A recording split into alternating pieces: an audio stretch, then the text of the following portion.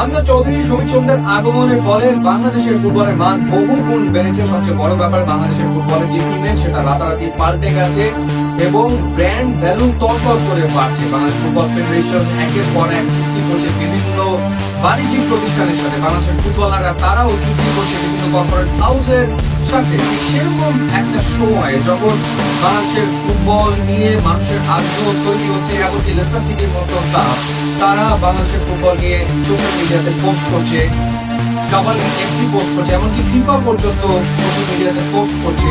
ঠিক সেই সময় বছরের শেষে এসে এক অদ্ভুত এবং বিব্রতকর বাস্তবতার মুখোমুখি হতে হয়েছে এদেশের ফুটবলকে। কারণ আয়োজন করা হয়েছে লাফিং বাংলাদেশ সুপার কাপ নামে অদ্ভুত এক টুর্নামেন্ট, যেখানে আমন্ত্রণ জানিয়ে আনানো হয়েছে ব্রাজিল এবং আর্জেন্টিনার দুটো বয়সভিত্তিক দলকে, এবং এই সাথে বাংলাদেশের একটা দল এই টুর্নামেন্টে পার্টিসিপেট করছিল।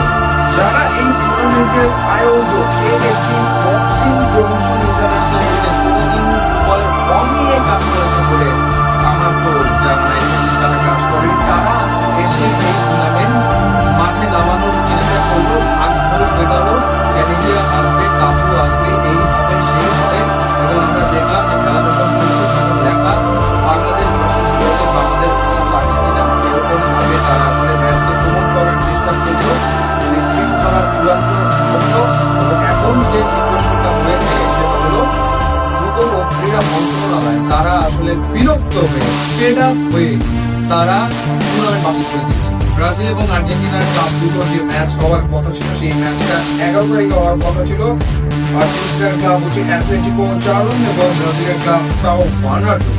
এগুলো আর্জেন্টিনার খুবই, আর্জেন্টিনা এবং ব্রাজিলের খুবই নিম্নমানের ক্লাব।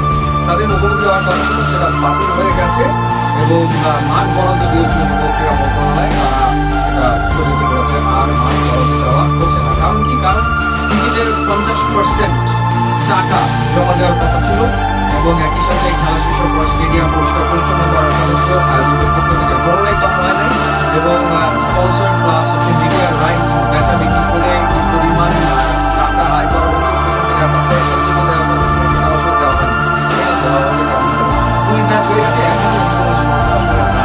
তো টাকা দেবে কোথা থেকে? কাকু আসে না, ক্যারিজে আসে না, কারণ তাদের দুজনকে টাকা দেওয়ার মতো টাকা আয়োজন নেই। কেন করে এই টুর্নামেন্ট আয়োজন করার চেষ্টা তারা করতে গেল এবং তাদের কি রিসার্চ ছিল, তারা কি হিসাব নিকাশ করেছে কিন্তু তাদের 1,000 টাকা খরচ করে 1,000 টাকা খরচ করে আর্জেন্টিনা এবং ব্রাজিলের নিম্নমানের ক্লাবের খেলা দেখতে মাঠে খেয়ে যাবে। কার কার কার এত আগ্রহ যাবে? তারপরে কিছু মানুষ গিয়েছে ফুটবলের টানে, কিছু মানুষ গিয়েছে বিশ্বক কিংবা গ্যাসপার, তাদেরকে দেখার জন্য কিছু মানুষ গিয়েছিল মাঠে।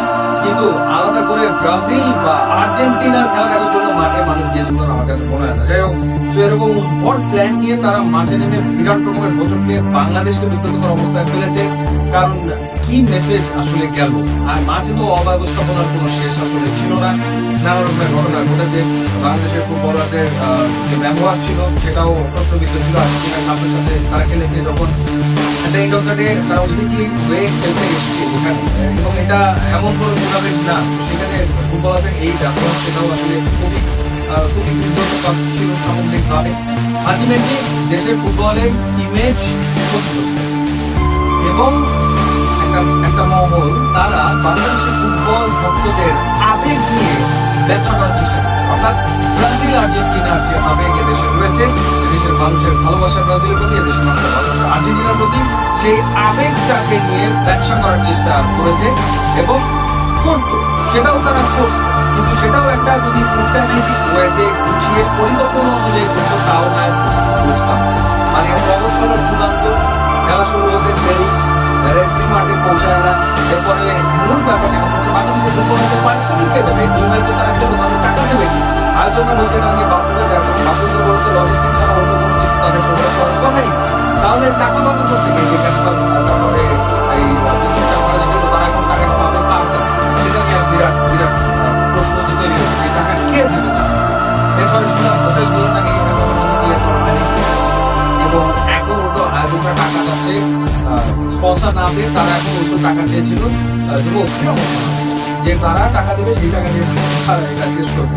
এরপর তারা ঘোষণা দিল যে গেম স্পন্সর করতে হবে, সেটাও কোনো কিছু হয়নি। মানে এরকম হাস্যকর, অগোচর, মিথ্যাচার একটা যাতা পরিস্থিতি তৈরি করা হলো দেশের ফুটবল আঙিনাতে। সবচেয়ে বড় প্রশ্ন সেটা হচ্ছে ফুটবল আঙিনাতে যেইখানে হামজা শরীফরা এসে এখানে সম্ভাবনার ফুল ফুটিয়েছে এবং দেশের ফুটবলের ইমেজ উজ্জ্বল হয়েছে, কালারফুল হয়েছে, একটা ভাইব্রেন্ট পরিস্থিতি বিরাজ করছে ওভারঅল দেশের ফুটবল। ঠিক সেই সময়